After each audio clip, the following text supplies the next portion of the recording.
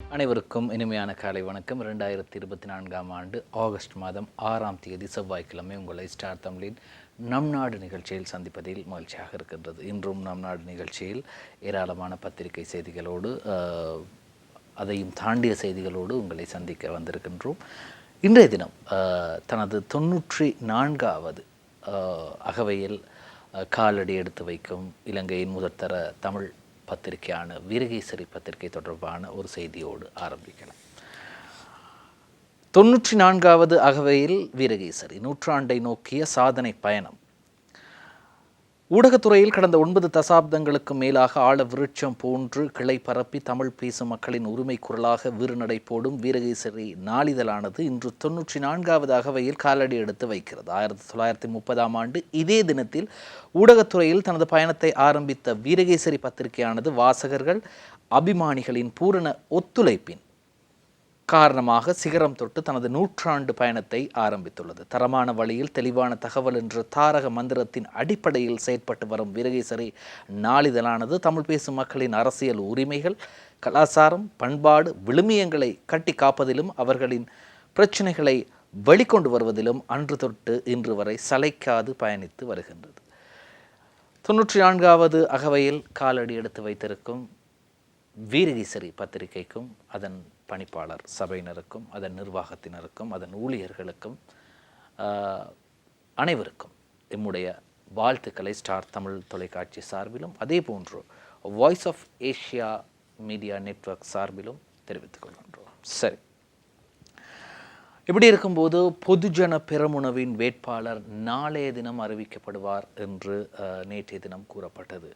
காலம் பிற்போடப்பட்டு கொண்டே போய்கொண்டிருக்கின்றது. ஏன் இந்த தாமதம் என்றால், பொதுஜன பெரமுனவின் வேட்பாளரை அறிவிக்கும் பட்சத்தில் அல்லது பொதுஜன பெரமுனவின் சின்னத்தில் போட்டியிடக்கூடிய வேட்பாளரை அறிவிக்கும் பட்சத்தில் கட்சி இரண்டாக பிளவுபடுவதை யாராலும் தடுக்க முடியாது. காரணம், ஏற்கனவே அந்த கட்சியில் இருந்து ஜனாதிபதி ரணில் விக்ரமசிங்கவுக்கு ஆதரவளிக்கக்கூடிய பாராளுமன்ற உறுப்பினர்கள் கூறிவிட்டார்கள். நாங்கள் தெளிவாக கூறுகின்றோம், கட்சி பிளவுபடக்கூடிய வாய்ப்பு இருக்கின்றது, எனவே நீங்கள் யோசித்து முடிவெடுங்கள் என்று தலைமைகளுக்கு கூறிவிட்டார்கள். இருப்பினும் தலைமைகள் உறுதியாக இருக்கின்றார்கள், இல்லை நாங்கள் தனி ஒரு வேட்பாளரை களமிறக்கப் போகின்றோம் என்று. எனவே தனி ஒரு வேட்பாளர் நாளைய தினம் களமிறக்கப்படுகிறார். அது தம்மிக பெரேராவாக இருக்கக்கூடும் என்று நேற்றைய தினமும் பரவலாக பேசப்படுகின்றது. செய்தியை பார்க்கலாம். பெரமுனவின் வேட்பாளரை நாளை அறிவிக்க ஏற்பாடு, மஹிந்த ராஜபக்ச தலைமையிலான கூட்டத்தில் முடிவு. பொதுஜன பெரமுனவின் ஜனாதிபதி வேட்பாளரை நாளை புதன்கிழமை அறிவிக்க மஹிந்த ராஜபக்ச தலைமையில் இடம்பெற்ற பேச்சுவார்த்தையின் போது தீர்மானிக்கப்பட்டுள்ளது. இதேவேளை பொதுஜன பெரமுனவின் பாராளுமன்ற உறுப்பினர்கள், மாகாண சபைகள் மற்றும் உள்ளூராட்சி மன்றங்களின் முன்னாள் உறுப்பினர்களுடன் கலந்துரையாடுமாறு மஹிந்த ராஜபக்சவிடம் வலியுறுத்தப்பட்டுள்ளது. பொதுஜன பெரமுனவின் தலைவரும் முன்னாள் ஜனாதிபதியுமாகிய மஹிந்த ராஜபக்ச தலைமையில் கொழும்பு விஜயராம மாவட்டத்தில் உள்ள அவரது உத்தியோகபூர்வ இல்லத்தில் கடந்த நேற்றைய தினம் விசேட கலந்துரையாடல் ஒன்று இடம்பெற்றது. இந்த கலந்துரையாடலின் போதுதான் இந்த முடிவுகள் எடுக்கப்பட்டது. ஜனாதிபதி தேர்தல் பிரசாரங்களை முன்னெடுப்பதற்கு நாடளாவிய ரீதியில் விசேட செயற்திட்டங்களை முன்னெடுக்க வேண்டும். ஆகவே புதிய மாவட்ட குழு தலைவர்களை விரைவாக நியமிக்க வேண்டும் என பொதுஜன பெரமுனவின் பாராளுமன்ற உறுப்பினர் ஜான்ஸ்டன் பெர்னாண்டோ வலியுறுத்தினார் இந்த கூட்டத்தின் போது.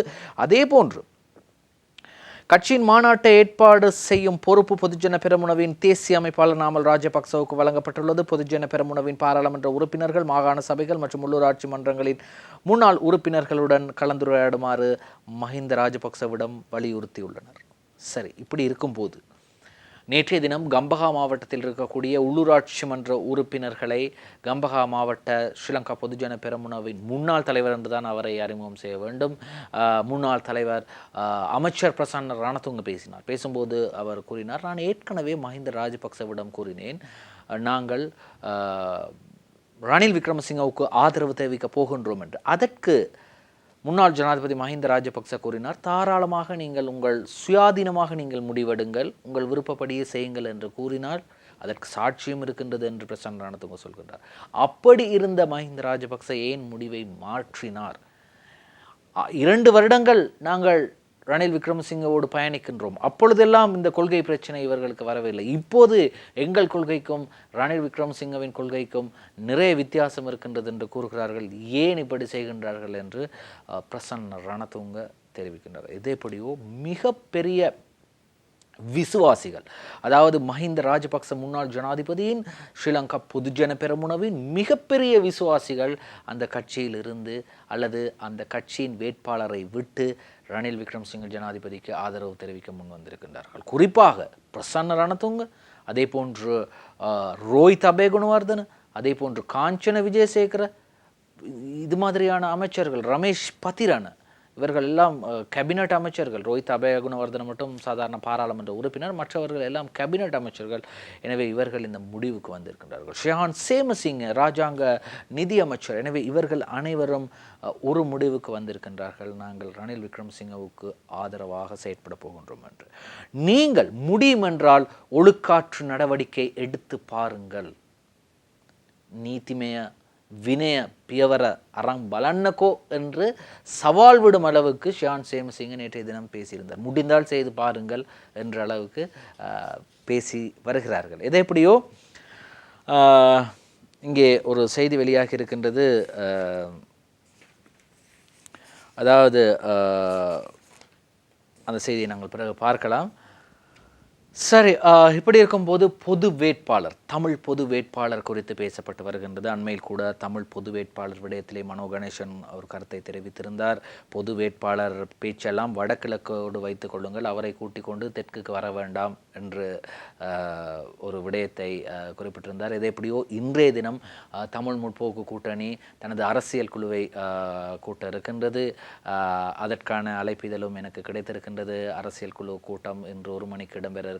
தமிழ் முற்போக்கு கூட்டணியின் திகாம்பரம், ராதாகிருஷ்ணன், வேலுக்குமார், உதயகுமார் ஆகிய பாராளுமன்ற உறுப்பினர்கள் இதில் கலந்து கொள்கின்றார்கள். தமிழ் முற்போக்கு கூட்டணியின் தலைவரும் ஜனநாயக மக்கள் முன்னணியின் தலைவருமாகிய பாராளுமன்ற உறுப்பினர் மனோ கணேசன் தலைமையிலே இந்த கூட்டம் இடம்பெற இருக்கின்றது. எது எப்படியோ பொது வேட்பாளர் குறித்து வியாழனன்று அறிவிப்பு என்ற செய்தி வெளியாக இருக்கின்றது. இன்றைய வீரகேசரி பத்திரிகையிலே பொது வேட்பாளர் குறித்து வியாழனன்று அறிவிப்பு. 9வது ஜனாதிபதி தேர்தலில் களமிறக்கப்பட உள்ள தமிழ் பொது வேட்பாளர் யார் என்பது பற்றி நாளை புதன்கிழமை கலந்துரையாடப்பட்டு வியாழக்கிழமை அறிவிக்கப்பட உள்ளது. எதிர்வரும் ஜனாதிபதி தேர்தலில் களமிறக்குவதற்கு தகுதியான பொது வேட்பாளர் யார் என்பது குறித்து நிதி மற்றும் பரப்புரை நடவடிக்கைகளுக்கான உபக்குழுக்களை நியமிப்பது தொடர்பிலும் ஆராயும் நோக்கில் நேற்று திங்கட்கிழமை பிற்பகல் 1:30 மணியளவில் யாழ்ப்பாணத்தில் கூடிய தமிழ் தேசிய பொது கட்டமைப்பு மாலை 5 மணி வரை மேற்குறிப்பிட்ட விடயங்கள் தொடர்பில் ஆராய்ந்தது. அதன்படி நிதி மற்றும் பரப்புரை நடவடிக்கைகளுக்கான உபக்குழுக்களுக்கான உறுப்பினர்கள் தொடர்பில் தீர்மானம் மேற்கொள்ளப்பட்டு அதேவேளை பொது வேட்பாளர் தொடர்பிலும் விரிவாக ஆராயப்பட்டது. அதற்கமைய எதிர்வரும் செப்டம்பர் 21ஆம் தேதி நடைபெற உள்ள ஜனாதிபதி தேர்தலில் களமிறக்குவதற்கான தமிழ் பொது வேட்பாளராக பல்வேறு நபர்களின் பெயர்கள் முன்மொழியப்பட்டு ஆராயப்பட்ட நிலையில் அவர்களின் இலங்கை தமிழரசு கட்சியின் முன்னாள் பாராளுமன்ற உறுப்பினர் ப. அரியநேந்திரன் மற்றும் தமிழரசு கட்சியின் மத்திய குழு உறுப்பினர் கே. வி. தவராசா ஆகியோரின் பெயர்களை இறுதியாக தெரிவு செய்யப்பட்டுள்ளன. இவ்விடயம் தொடர்பில் அவர்கள் இருவருக்கும் அறிவிக்கப்பட்டிருப்பதுடன் எதிர்வரும் ஓரிரு தினங்களில் அவர்களுடன் இது பற்றி கலந்துரையாடுவதற்கு தமிழ் தேசிய கூட்டமைப்பு உத்தேசித்துள்ளது. அதாவது இந்த அரியநேந்திரன் அவர் முன்னாள் பாராளுமன்ற உறுப்பினர். அதே போன்று சட்டத்தரணி கே. வி. தவராசா அவர்கள் சிரேஷ்ட அனுபவமிக்க ஒரு சட்டத்தரணி.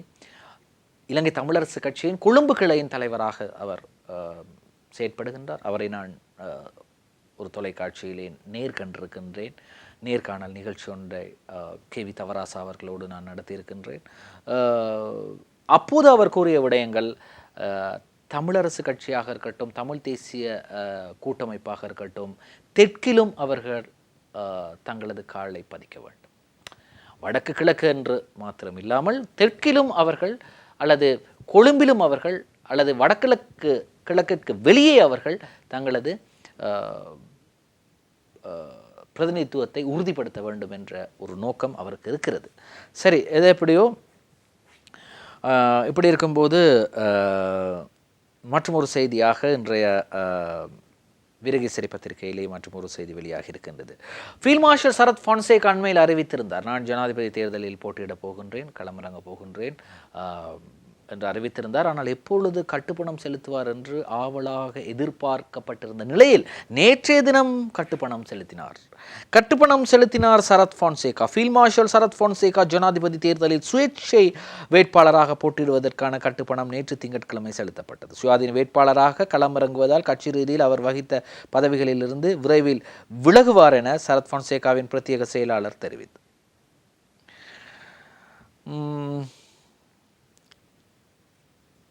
இப்படி இருக்கும்போது அவருக்கு ஆதரவளிக்கும் தரப்பினர் தொடர்பில் விரைவில் அறிவிக்கப்படும் என்றும் அவர் மேலும் தெரிவித்தார். நேற்று திங்கட்கிழமை தேர்தல் ஆணைக்குழுவில் தொழிற்சங்க செயற்பாட்டாளரான தம்மிக ரத்நாயக் என்பவரால் அவர் சார்பில் கட்டுப்பணம் செலுத்தப்பட்டது. அதற்கமை இதுவரை 15 வேட்பாளர்கள் ஜனாதிபதி தேர்தலில் போட்டியிட தேர்தல் ஆணைக்குழுவில் கட்டுப்பணம் செலுத்தியுள்ளனர் என்று வீரகேசரி பத்திரிகையில் வந்தாலும் கூட சிங்கள பத்திரிகை ஒன்றிலே 17 பேர் இதுவரை கட்டுப்பணம் செலுத்தியுள்ளதாக சிங்கள பத்திரிகை ஒன்றிலே செய்தி வெளியாகி இருக்கிறது.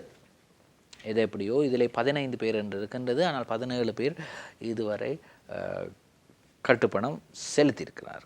சரி, எது எப்படியோ இப்படி இருக்கும்போது அண்மையில் மனோ கணேசன் கூறியிருந்தார், இந்த தமிழ் பொது வேட்பாளர் விடயத்திலே முதலாவது வாக்கை நான் குறிப்பிடும் வேட்பாளருக்கு அளித்துவிட்டு இரண்டாவது வாக்கை வேண்டுமென்றால் தமிழ் பொது வேட்பாளருக்கு அறிவிக்க சொல்வேன். ஆகவே சில நேரத்தில் அப்படி முதலாவது வேட்பாளருக்கு தமிழ் பொது வேட்பாளருக்கு அறிவிக்காத பட்சத்தில், முதல் வாக்கை அறிவிக்காத பட்சத்தில் அந்த வாக்கை நான் குறிப்பிடும் நபருக்கு அறிவிக்க சொல்வேன் அல்லது வழங்க சொல்வேன் என்று குறிப்பிட்டிருந்தார். எது எப்படியோ CV விக்னேஸ்வரன் கூறியிருக்கிறார், விருப்பு வாக்கை இன்னாருக்கு அழியுங்கள் என கூற மாட்டேன், விருப்பு வாக்கை இன்னாருக்கு அழியுங்கள் என்று கூற மாட்டேன். CV விக்னேஸ்வரன் தெரிவிப்பு. தமிழ் பொது வேட்பாளர் ஒருவரை தமிழ் அரசியல் கட்சிகள் மற்றும் சிவில் சமூகங்கள் ஜனாதிபதி தேர்தலில் நிறுத்தும் போது ஒட்டுமொத்த தமிழ் மக்களும் அந்த வேட்பாளருக்கே தமது வாக்குகளை அளிக்க வேண்டும். விருப்ப வாக்கினை எவ்வாறு பயன்படுத்துவது என்பது தமிழ் மக்களின் ஜனநாயக உரிமைக்கு உட்பட்ட விடயமாகும். அந்த வாக்கினை இன்னாருக்கு அழியுங்கள் என்று நான் ஒருபோதும் கூற மாட்டேன் என தமிழ் மக்கள் தேசிய கூட்டணியின் தலைவரும்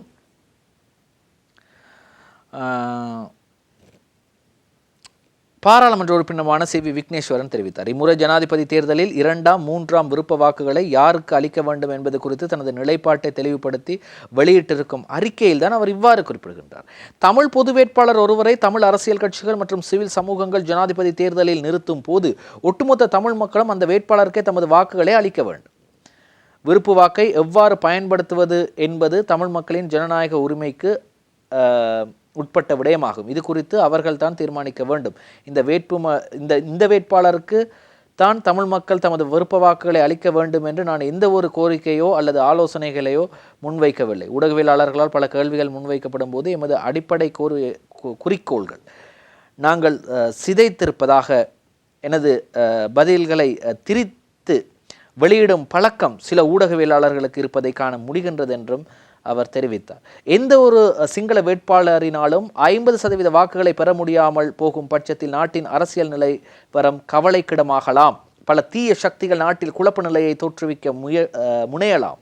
சீனா தனது படையை நாட்டுக்கு அனுப்பவிருப்பதாக செய்தி வந்திருக்கின்றது என்றும் அவர் தெரிவிக்கின்றார். தமிழ் பொது வேட்பாளருக்கே தமிழ் மக்கள் தமது முதல் வாக்கை அளிக்க வேண்டும். 2ஆம் 3ஆம் விருப்பு வாக்குகளை பயன்படுத்துவது தமிழ் மக்களின் ஜனநாயக உரிமையாகும். இன்னாருக்கு அதனை அழியுங்கள் என்று எந்த ஒரு தருணத்திலும் நான் கூறவில்லை என்றும் CV விக்னேஸ்வரன் சொல்றார். முதல் வாக்கை நீங்கள் யாருக்கு வேண்டுமானாலும் அளிக்கலாம். மன்னிக்கவும், முதல் வாக்கை நீங்கள் தமிழராக இருந்தால் தமிழ் பொது வேட்பாளருக்கு தான் நீங்கள் அளிக்க வேண்டும். 2ஆம் 3ஆம் விருப்ப வாக்குகளை யாருக்கு அளிக்க வேண்டும் என்று நான் சொல்ல மாட்டேன் என்று குறிப்பிடுகின்றார். எது எப்படியோ முன்னாள் தேர்தல்கள் ஆணையாளர் மஹிந்த தேசப்பிரிய அண்மையிலே ஒரு நேர்காணல் ஒன்றின் போது சொல்லியிருந்தார், 40% வாக்குகளை முதலாவது நபரும், 2வது நபர் 30% வாக்குகளையும், 3வது நபர் 15% வாக்குகளையும் பெறும் பட்சத்தில் இந்த 50% வாக்குகள் யாருமே பெறாத பட்சத்தில் இந்த 3வது நபரின் விருப்ப வாக்குகள் எண்ணப்படும். அதாவது 3வது நபருக்கு வாக்களித்தவர்கள் தனது 2வது விருப்ப வாக்கை யாருக்கு தெரிவித்திருக்கின்றார்கள், அல்லது நான் முதல் குறிப்பிட்ட முதலாவது நபருக்கா அல்லது 2வது நபருக்கா என்று அந்த வாக்கும் பிரிக்கப்பட்டு எண்ணப்படும். அது எண்ணப்பட்டு அந்த வாக்குகள் யாருக்கு செல்கின்றது என்று பிரிக்கப்படும் என்று மிக தெளிவாக கூறியிருந்தார். காரணம், இவை இத்தனை பிரச்சனைகள் வருவதற்கான காரணம் 50% வாக்குகளை அல்லது 50% வாக்குகளை பெறாத நிலையில் இப்படி ஒரு நிலை உருவாகலாம். யாராவது ஒரு வேட்பாளர் 50% வாக்குகளை பெற்றால் அவர்தான் இந்த நாட்டின் 9வது ஜனாதிபதியாக தெரிவு செய்யப்படுவார்.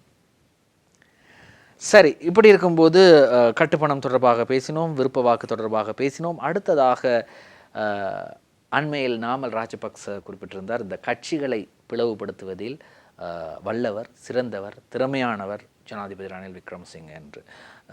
பல கட்சிகளை அவர் பிளவுபடுத்தியிருக்கின்றார். ஐக்கிய தேசிய கட்சியை இல்லாமலே ஆக்கிவிட்டார். ஸ்ரீலங்கா சுதந்திர கட்சியை பிரித்து விட்டார். ஜேவிபியை பிரித்தார்.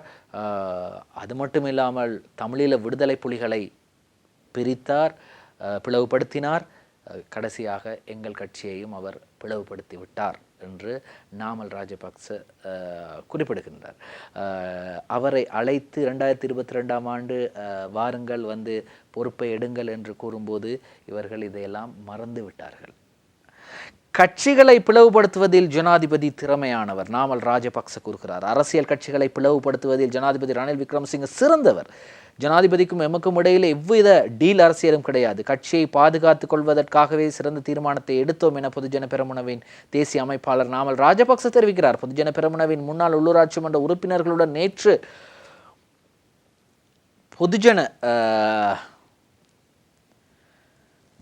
பெரமுனவின் காரியாலயத்தில் இடம்பெற்ற சந்திப்பின் பின்னர் ஊடகங்களுக்கு கருத்து தெரிவிக்கும் போதுதான் அவர் இவ்வாறு தெரிவிக்கின்றார். அதே நேரத்தில் ஜனாதிபதி ரணில் விக்ரமசிங்க கட்சிகளை பிளவுபடுத்துவதில் திறமையானவர். கொள்கைகளை முன்னிலைப்படுத்தி கட்சியுடன் பேச்சுவார்த்தைகளை முன்னெடுக்காமல் தனிப்பட்ட முறையில் கட்சியின் உறுப்பினர்களுடன் பேச்சுவார்த்தையில் ஈடுபட்டு கட்சிகளை பிளவுபடுத்துவதில் ஜனாதிபதியின் செயற்பாடாகும். ஜனாதிபதிக்கும் எமக்கும் இடையிலே எந்தவித டீல் அரசியலும் கிடையாது என்றும் நாமல் ராஜபக்ச கூறுகிறார். எது எப்படியோ என்ன கதைத்தாலும் இப்பொழுது கட்சி இரண்டாக பிளவுபட்டு விட்டது. ஒழுக்காற்று நடவடிக்கை எடுக்கும் அளவுக்கு ஸ்ரீலங்கா பொதுஜன பெரமுன உருவாக்கி விட்டது. 2018ஆம் ஆண்டு உள்ளூராட்சி மன்ற தேர்தலிலே ஆரம்பிக்கப்பட்ட ஸ்ரீலங்கா பொதுஜன பெரமுன 2018 உள்ளூராட்சி மன்ற தேர்தலில் அமோக வெற்றி பெறுகிறார்கள். அந்த வெற்றியோடு களமிறங்குகிறார்கள். 2019ஆம் ஆண்டு ஜனாதிபதி தேர்தலில் கோட்டாபய ராஜபக்சவை களமிறக்குகிறார்கள். 69 லட்சம் வாக்குகளை பெற்று அங்கும் அமோக வெற்றி பெறுகின்றார்கள். அதற்கு பிறகு பாராளுமன்ற தேர்தலில் 2020ஆம் ஆண்டு களமிறங்குகிறார்கள். அங்கே அதைவிட அமோக பெரும்பான்மையாக வெற்றி பெறுகிறார்கள். எனவே இது ஸ்ரீலங்கா பொதுஜன பெரமுனவின் 4வது தேர்தல். இந்த 4வது தேர்தலில் நாங்கள் பார்த்து கொண்டிருக்கின்றோம் அவர்களது நிலைமை எப்படி ஆகும் என்று பொறுத்திருந்து பார்ப்போம். இப்படி இருக்கும்போது மாகாண சபை தேர்தலை பழைய முறையில் நடத்துதல் சுமந்திரனின் தனிநபர் பிரேரணை இன்று 2ஆம் வாசிப்புக்கு. தமிழ் தேசிய கூட்டமைப்பின் பாராளுமன்ற உறுப்பினர் ஜனாதிபதி சட்டத்தரணியுமான எம்.ஏ. சுமந்திரன் முன்வைத்துள்ள மாகாண சபைகள் தேர்தல் முறைமை தொடர்பான தனிநபர் பிரேரணையை இன்று செவ்வாய்க்கிழமை 2ஆம் வாசிப்புக்கு எடுத்துக்கொள்ள தீர்மானிக்கப்பட்டுள்ளது. பாராளுமன்ற உறுப்பினர் சுமந்திரன்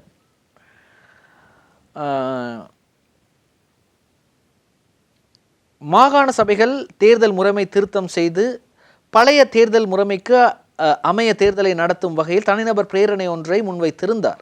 இந்த தனிநபர் யோசனை தொடர்பில் கடந்த வாரம் இடம்பெற்ற கட்சி தலைவர் கூட்டத்தின் போது கலந்துரையாடப்பட்டுள்ளது. இதற்கமைய மாகாண சபைகள் தேர்தல் திருத்த சட்டம் மூலம் இன்று 2ஆம் வாசிப்புக்கு எடுத்துக்கொள்ள தீர்மானிக்கப்பட்டுள்ளது. இது எப்படியோ இப்படி இருக்கும்போது இந்த நாளை புதன்கிழமை முற்பகல் 9:30 மணி முதல் பிற்பகல் 10 மணி வரை வாய்மூல விடைக்கான கேள்விகளுக்காக நேரம் ஒதுக்கப்பட்டுள்ளது. அதனை அடுத்து முற்பகல் 10 மணி முதல் 5:30 மணி வரை அரசாங்கத்தால் கொண்டு வரப்பட்ட பிரேரணைக்கு அமைய அரையாண்டின் அரசிறை நிலைப்பாட்டு அறிக்கை தொடர்பான சபை ஒத்திவைப்பு விவாதம் இடம்பெற உள்ளது. இது எப்படியோ இன்னும் ஒரு விடயமும் கூறப்படுகின்றது. இன்னும் சில நாட்களுக்கு எந்த ஒரு சட்டத்தை பாராளுமன்றத்திற்கு கொண்டு வந்தாலும் பெரும்பான்மையோடு அதை நிறைவேற்ற முடியாமல் போகலாம். காரணம், ஸ்ரீலங்கா பொதுஜன பெரமுன பிளவுபட்டிருக்கிறது. இந்த பிளவுபட்டிருக்கக்கூடிய நிலையில் நாமல் ராஜபக்ச உள்ளிட்ட மஹிந்த ராஜபக்ச, அவரும் பாராளுமன்ற உறுப்பினர், நாமல் ராஜபக்ச, மஹிந்த ராஜபக்ச உள்ளிட்ட தரப்பினர் இனிவரும் பிரேரணைகளுக்கு எதிராகத்தான் வாக்களிக்கப் போகின்றார்கள். அப்படி இருக்கும்போது இனி ஏதாவது சட்டமூலத்தை கொண்டு வந்து நிறைவேற்றுவது என்பது மிக கடினமான ஒரு விடயமாக இருக்கலாம் என்று நேற்றைய தினம் அரசியல் நிபுணர்களால் கூறப்படுகின்றது. நான் எனது தனிப்பட்ட கருத்து அல்ல, இது அரசியல் நிபுணர்களால் கூறப்படுகின்றது. இதற்கு முதல் தேர்தல் அறிவிக்க முதல் ஸ்ரீலங்கா பொதுஜன பெரமுன அல்லது இந்த அரசாங்கத்திற்கு பெரும்பான்மை இருந்தது. எல்லா சட்டங்களும் நிறைவேற்றப்பட்டது. கொண்டு வரும் சட்டங்கள் அனைத்திற்கும் உறுப்பினர்களால் அமோக ஆதரவு வழங்கப்பட்டு கை உயர்த்தப்பட்டு அதற்கு ஆதரவு வழங்கப்பட்டது. ஆனால் இனி வரும் காலங்களில் அது கொஞ்சம் கஷ்டமாகலாம் என்று கூறப்படுகின்றது. எது எப்படியோ பொறுத்திருந்து பார்ப்போம். ஸ்டார் தமிழின் நம் நாடு நிகழ்ச்சியில் ஒரு சிறு விளம்பர இடைவேளைக்கு செல்லலாம். நம் நாடு தொடர்கின்றது. சற்று முன் நான் கூறியிருந்தேன், பாராளுமன்றத்தில் ஆளும் தரப்புக்கு பெரும்பான்மை இல்லாமல் போகுமா, அப்படி போனால் என்ன நடக்கும்? அந்த செய்தி வீரகேசரி பத்திரிகையிலே வெளியாக இருக்கின்றது. பாராளுமன்றத்தில் ஆளும் தரப்புக்கு பெரும்பான்மை இல்லாமல் போகுமா? இன்று சபை அமர்வு சர்ச்சைகள் ஏற்படும் சாத்தியம். ஜனாதிபதி தேர்தலில் பொதுஜன பெரமுன வேட்பாளர் ஒருவரை களமிறக்க எடுத்த தீர்மானத்தின் பின்னர் அந்த கட்சியின் பெரும்பாலான உறுப்பினர்கள் ஜனாதிபதி ரணில் விக்ரமசிங்கவுக்கு ஆதரவளிக்க தீர்மானித்துள்ளதன் காரணமாக பாராளுமன்றம் இன்று கூடும்போது பெரும் சர்ச்சை நிலை ஏற்படலாம் என்று தெரிவிக்கப்படுகின்றது. அதே நேரம் பாராளுமன்றம் கூடும்போது கட்சி தாவல்கள் இடம்பெறுவதற்கான வாய்ப்பு இருப்பதாகவும் தெரிய வருகின்றது. ஜனாதிபதி தேர்தலில் ஸ்ரீலங்கா பொதுஜன பெரமுன ஜனாதிபதி ரணில் விக்ரமசிங்கவுக்கு ஆதரவு அளிக்காமல் கட்சி சார்பாக வேட்பாளர் ஒருவரை களமிறக்க தீர்மானித்த நிலையில் பெருமுனவின் அதிகமான எம்பிக்கள் ரணில் விக்ரமசிங்கவுக்கு ஆதரவு வெளியிட்டுள்ளனர். இந்த தீர்மானத்துடன் பாராளுமன்றத்தில் அரச தரப்பின் பெரும்பான்மை பலம் இல்லாமல் போகும் நிலை ஏற்பட்டுள்ளது. இதன் காரணமாக ஏதாவது சட்டமூலம் ஒன்றை அனுமதித்துக் கொள்ள தேவையான சாதாரண பெரும்பான்மை பெற்றுக்கொள்வதில் சிக்கல் நிலைமையை எதிர்கொள்ள நேரிடும் என்றும், இதுவரை காலமும் பாராளுமன்றத்தில் அரசாங்கத்துக்கு ஆதரவாக 117 உறுப்பினர்கள் ஆதரவு இருந்து வந்தது. இந்த எண்ணிக்கை தற்போது 100 பேர் வரை குறைந்து உள்ளதாகவே தெரிய வருகிறது என்றும் கூறப்படுகின்றது. இதன் காரணமாக சட்டமூலம் ஒன்றை அனுமதித்துக் கொள்ள தேவையான 113 உறுப்பினர்களின் ஆதரவு இல்லாமல் போயுள்ளது என்றும் தெரிவிக்கப்படுகின்றது. எனவே இன்று பொறுத்திருந்து பார்க்கலாம் இன்று பாராளுமன்றத்திலே என்ன நடக்கின்றது என்று சிங்கள பத்திரிகையும் செய்தி வெளியிட்டிருக்கின்றது. பில்மார்வாக், இதுதான் கட்சி மாறல் இன்றைய தினம் இடம்பெறக்கூடிய வாய்ப்புகள் இருக்கின்றது என்று பொறுத்திருந்து பார்ப்போம். காரணம், அரசாங்க கட்சியின் ஆளும் தரப்பின் பிரதான அமைப்பாளர் பாராளுமன்றத்திலே பிரசன்ன ரணதுங்க. இப்பொழுது பிரசன்ன ரணதுங்க பதவியிலிருந்து தூக்கி எறியப்பட்டிருக்கின்றார், கம்பஹா மாவட்ட தலைவர் பதவியிலிருந்து. அப்படி இருக்கும்போது இன்று பெரும் சர்ச்சை பாராளுமன்றத்தில் ஏற்படக்கூடிய வாய்ப்புகள் இருக்கிறது. எது எப்படியோ இப்படி இருக்கும்போது நேற்றைய தினம் 2022ஆம் ஆண்டு இலங்கையில் நடந்த அறகலைய போராட்டங்களை பங்களாதேஷ் நாட்டிலே நாங்கள் காணக்கூடியதாக இருக்கின்றது. மீண்டும் எங்களது இலங்கையில் நடந்த விடயங்களை ஞாபகப்படுத்தும், நினைவுகளை ஞாபகப்படுத்தும் விதத்திலே நேற்றைய தினம் பங்களாதேஷில் நடந்த சம்பவங்கள் எங்களுக்கு எடுத்து காட்டியது. ஆர்ப்பாட்டங்களை அடுத்து நாட்டை விட்டு வெளியேறினார் பிரதமர் ஷேக் ஹசீனா. ஆட்சியை பொறுப்பேற்றது இராணுவம்.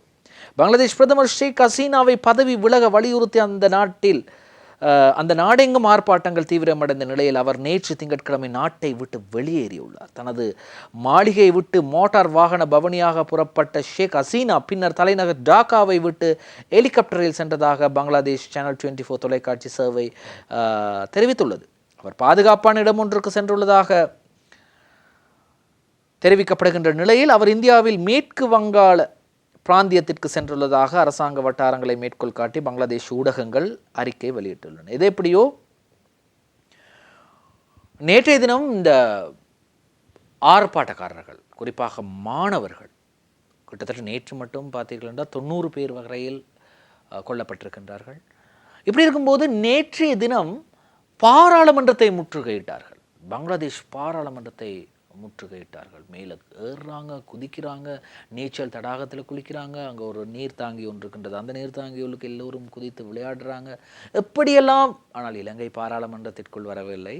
எப்படியெல்லாம் இலங்கையின் ஜனாதிபதி மாளிகைக்கு சென்றார்களோ அதே போன்று நேற்றைய தினமும் பாராளுமன்றத்திற்கு சென்றிருந்தார்கள். அதே போன்று ஷேக் ஹசீனாவின் உத்தியோகபூர்வ இல்லத்திற்கும் சென்ற மாணவர்கள் அங்கே இருக்கக்கூடிய பொருட்களை தலையில் வைத்து தூக்கி செல்கின்றார்கள். கதிரைகள், வாஷிங் மெஷின், ஃப்ரிட்ஜ், சிறு சிறு பொருட்கள், குப்பை கூடை கூட ஒருவர் தூக்கி செல்கின்றார். எனவே முழு வீட்டில் இருந்த பிரதமரின் உத்தியோகபூர்வ இல்லத்தில் இருந்த அத்தனை பொருட்களையும் எடுத்து சென்று விட்டார்கள்.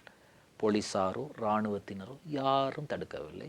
அவர்கள் வந்தார்கள், உள்ளே வந்தார்கள், தேவையான பொருட்களை எடுத்தார்கள், எடுத்துக்கொண்டு அவர்கள் பாட்டுக்கு இல்லை அவர்களது யாருமே அவர்களை தடுக்கவில்லை. ஐயா ஐயா எங்கே போகிறீங்க, ஏன் எடுத்தீங்க, யாருமே கேட்கவில்லை. அவர்கள் அவர்கள் தங்கள் பாட்டுக்கு எடுத்து சென்றார்கள்.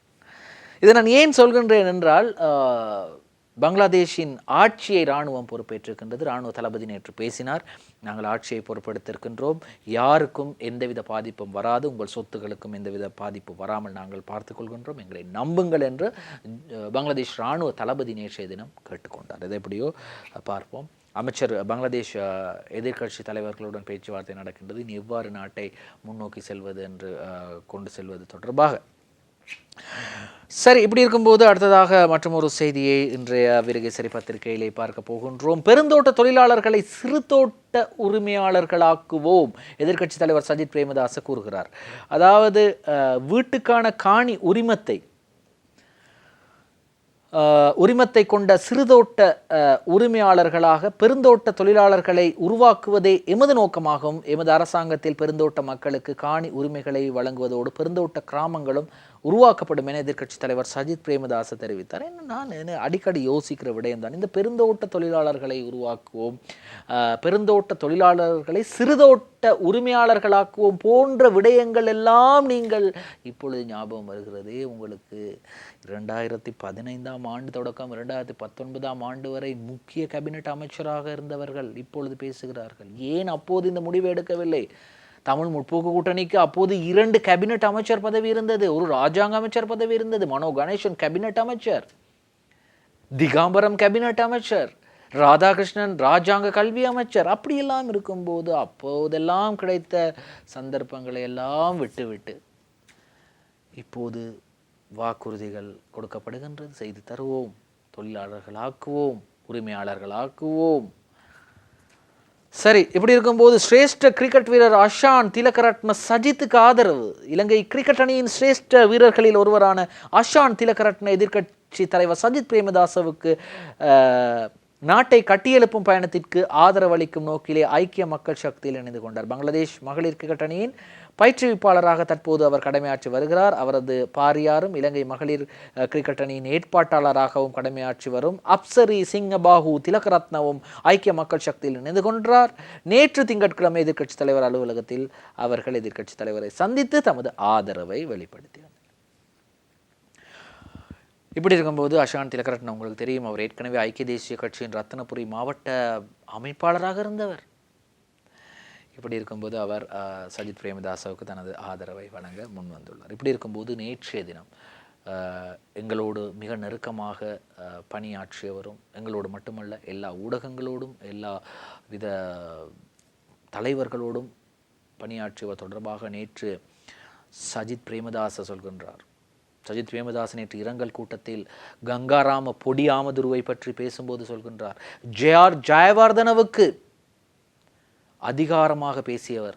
அப்போதைய ஜனாதிபதி ஜெயவர்தனவுக்கு பல தீர்மானங்களை எடுக்கும்போது அது தவறு என்று தட்டி கூறியவர் தான் இந்த பொடி ஆமதுரு. அதே போன்று ரணசிங்க பிரேமதாசவை, முன்னாள் ஜனாதிபதி ரணசிங்க பிரேமதாஸ் எடுத்த முடிவுகளை கூட இது தவறு, இந்த இப்படிப்பட்ட முடிவை நீங்கள் எடுப்பது தவறு என்று கூறக்கூடிய ஒரு தைரியம் மிக்க ஒருவராக திகழ்ந்தவர் கங்காராம பொடி ஆமதுரு என்று நேற்றைய தினம் சஜித் பிரேமதாச கூறினார். அதே நேரம் நேற்றைய தினம் அந்த இறுதி கிரியைகள் நிகழ்வில் கலந்து கொண்ட ஜனாதிபதி ரணில் விக்ரமசிங்க பேசும்போது சொல்கின்றார், ஒருபுறம் கம்முதாவ வீடமைப்பு திட்டத்தை ரணசிங்க பிரேமதாச செய்து வரும்போது மறுபுறம் கங்காராம பொடி ஆமதுரு பல வீடுகளை கட்டி கொடுத்தார்.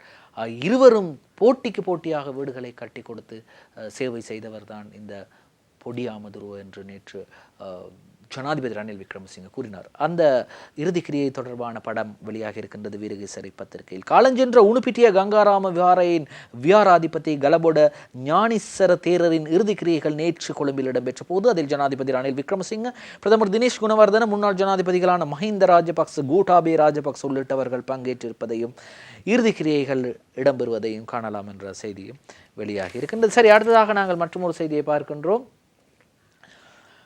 இன்றைய வீரகேசரி பத்திரிகையில் இந்த ராமநாதன் அர்ச்சுனா இவர் உங்களுக்கு தெரியும், சமூக வலைத்தளங்களில் தற்போது பேசப்படும் நபராக இருந்து வருகிறார்.